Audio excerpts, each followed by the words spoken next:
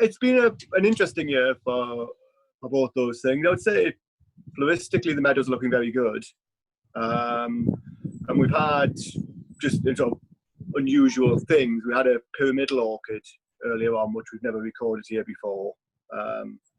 Orchids can turn up all over the place, of course. They're a bit weird like that. Butterfly-wise, I would say not been a brilliant year here. There were one or two exceptions. Marbled white as a species has done incredibly well this year compared to previous years. And that's a species that arrived here comparatively recently. So if we're having this conversation 15 years ago, marbled white just wouldn't have occurred in the meadows behind me. Definitely common now. Other species, some down, some about typical. I wouldn't say it's been a brilliant year. Okay, it's interesting to see how things compare, isn't it? Yeah. And one of the things I do here is there's a formal survey method for butterflies called a butterfly transect, which is a fairly formal way of recording. You walk a fixed route once a week. You record things within a fixed distance of yourself. You do it from March to October, although we had to miss the first 6 weeks this year for the reasons everybody's had to miss everything this year. But that lets us do some quite robust statistical analysis as time goes on of what's there. We're not going into that in detail now, but we start to talk about trends quite interestingly. Sure, we do the same survey here at Gilbert White, so it will be really interesting to compare. And I think comparing our data and partly doing that through the Flora Selborniensis project will be really interesting. Yes, I agree. Yes. Okay, so if anyone's got a question, if they'd like to either type it in the chat box or give us a wave so we know you're there and you're interested.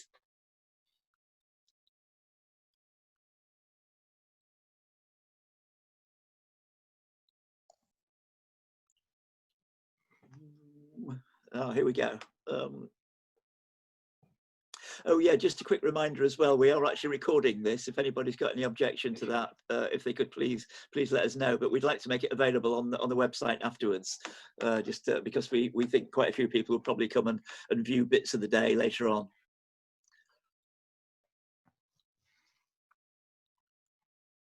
Can I ask a couple of questions? Is that okay? Yeah, please do. And then, in terms of the Selborne Society, that was really new to me. I mean, I knew of the Selborne Society, but I thought that was a great talk. That really opened my eyes. Nearly all new. Great to have that educational centre. That looks fantastic. So I know there was some talk about, the numbers have declined over the years, and I can sort of see why. But I can really see that educational centre as being a really big springboard to a positive future.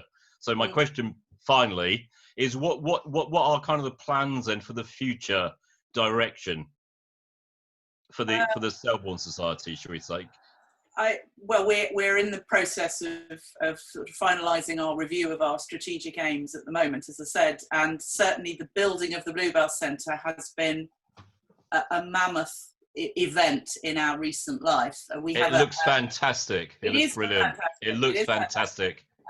It's full of recycled materials that you won't see it. The floorboards come from Pitshanger Manor, I believe. The lighting comes from Ealing Broadway Shopping Centre. You must come and see it. But education is very important to us across the board, adult and junior education.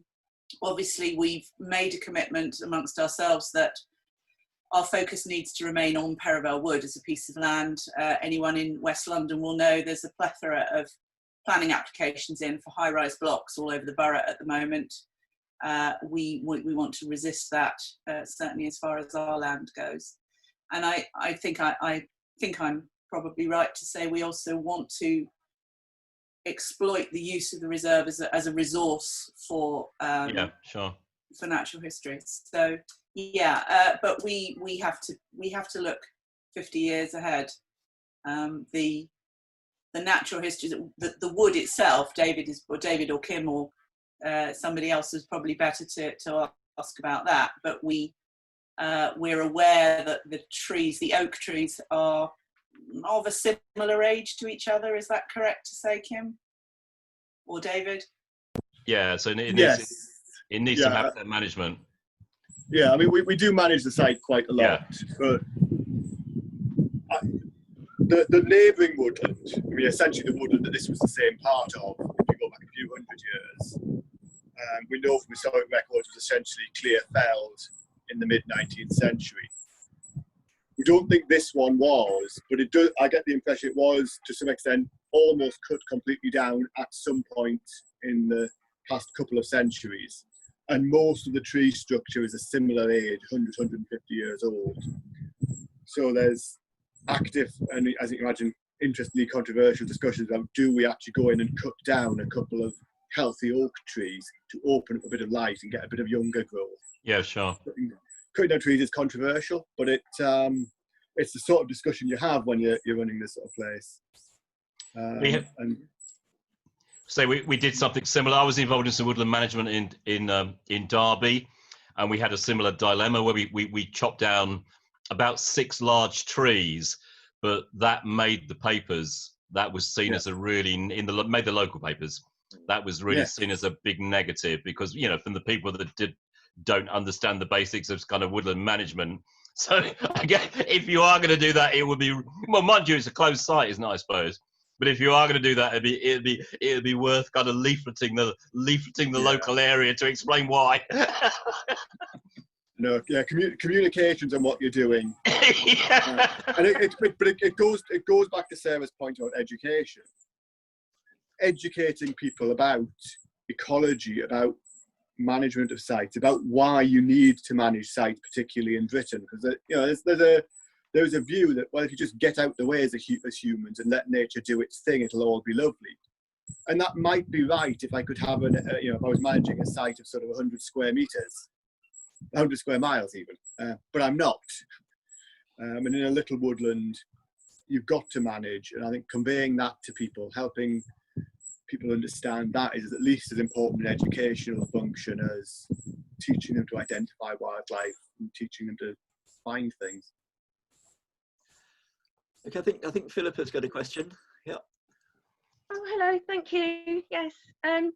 I'm sorry, I'm not going to ask something deeply ecological, but just to say I'm really enjoying the day. It's so gorgeous, and I'm fighting a running battle with myself, which goes something like, I've got to do the housework, but I want to do this. So I've been using my 20-minute intervals to do meaningful things. But just to say, it's so lovely, this online series of offerings. But it's making me miss coming to see you, and I probably would have done if we could have done. And it's making me really yearn for the countryside down there. It's so gorgeous. I'm not that far, I'm in Farnham, so I would have been on your doorstep.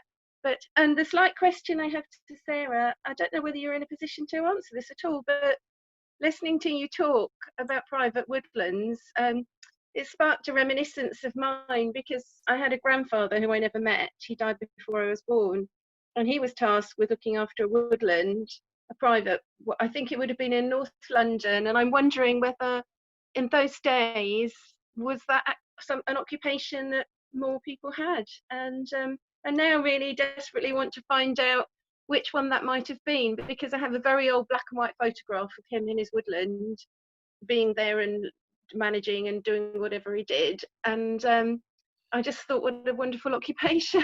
I would love to do that, but these days it seems to be mainly done by volunteers. It's just somebody overseeing.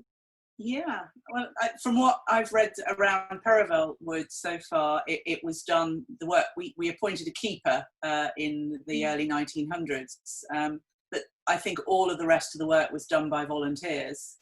And a lot of the work historically was keeping out intruders. The early accounts of the wood talk about people coming in from the city, hawkers coming in and picking the bluebells for selling, and digging up primroses and taking them away to sell. And although I think there's I can't remember where I've seen this, but wooden enemies were less saleable, so they left those roots there.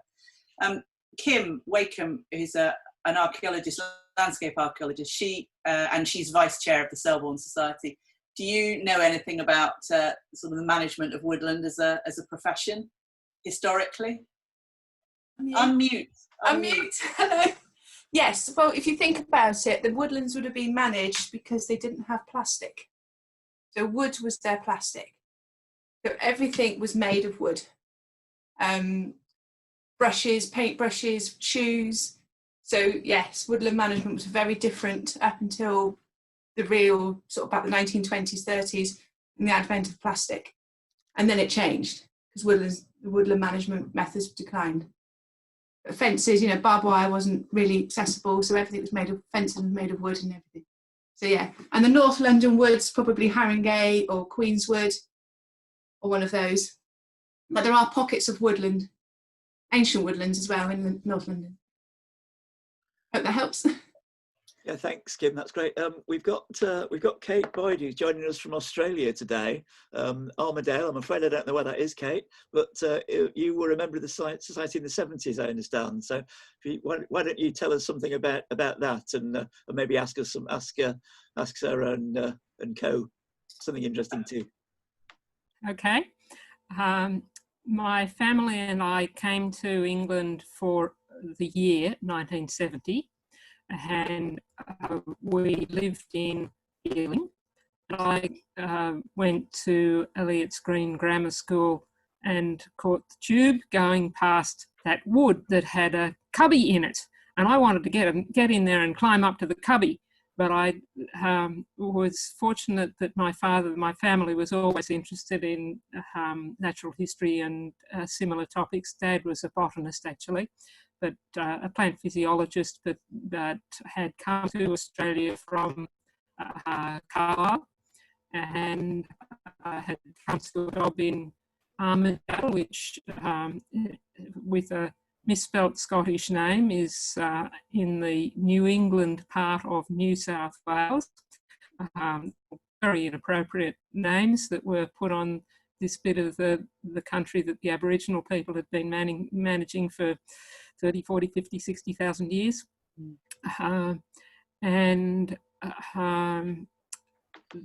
Dad got to go back for a study leave from the little tiny university that is here in Armadale, called the University of New England, and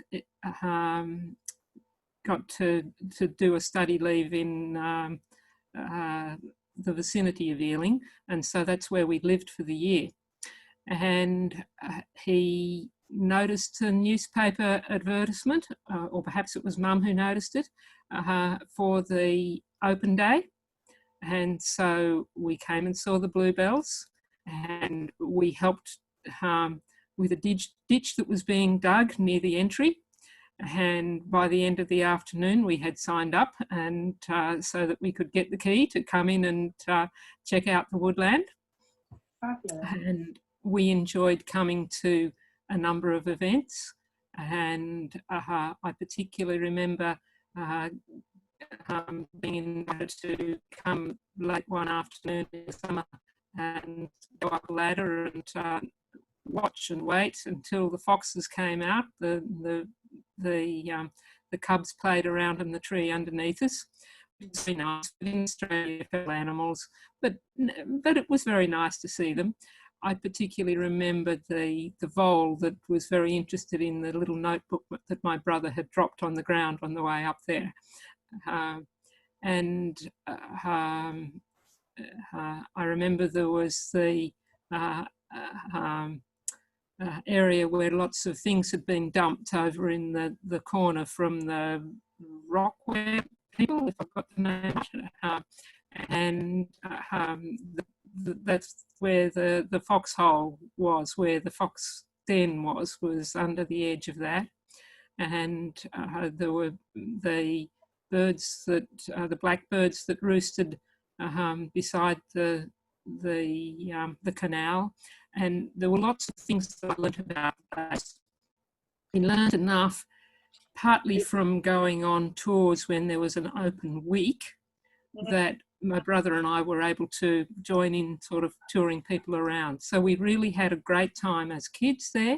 I was 12, my brother was 14, and took this conservation ethic back to Australia with it that we got from lots of other ways as well. But that was one of them, that was going to Perivale. That's great to hear, Kate. Deb's asked what the cubby used to look like. Well, I've seen a photo that you've got of a magnificent sort of structure with a veranda around it. I think it was a sort of greenish colour. It was in a tree visible from the train above the big pond dam beside where the railways dammed the water supply, and just on the edge of the wood where you could see it really well, but at a bit of a distance from the train. And I don't remember ever going up into it. When we climbed up in ladders, it was at the back of the wood, the other side of the wood. Okay, thanks. We've got about 30 seconds left, so I think I probably better say thank you very much. Thanks to Sarah, thanks to the rest of the Society crew for joining us, and thanks for everyone's contributions. Graham, Kate, really nice to hear from you. Yeah, cheers. Thanks to everybody for getting this together. Brilliant, thank you.